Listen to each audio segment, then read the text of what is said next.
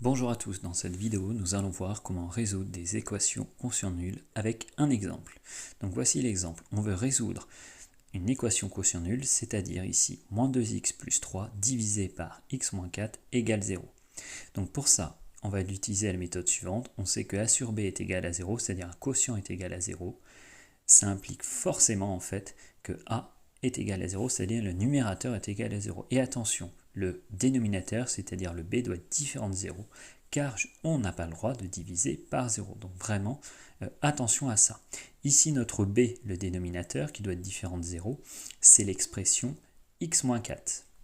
Ça veut dire qu'on doit déjà vérifier quand est-ce que x-4 est égal à 0, puisque c'est ce qu'on va appeler une valeur interdite. Ça, c'est assez simple, c'est quand x égale 4. Donc on va dire que x égale 4 est une valeur interdite. Donc ça ne peut pas être solution.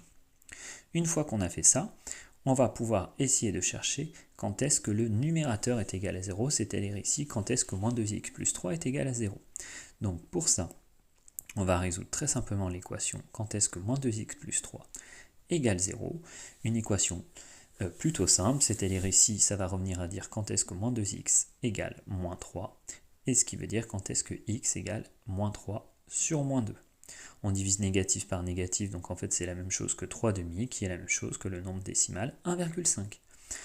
Je viens de trouver la solution qui d'ailleurs, en faisant attention, la solution n'est pas une valeur interdite. Donc je peux dire que moins 2x plus 3 sur x moins 4 égale 0 si x égale 1,5.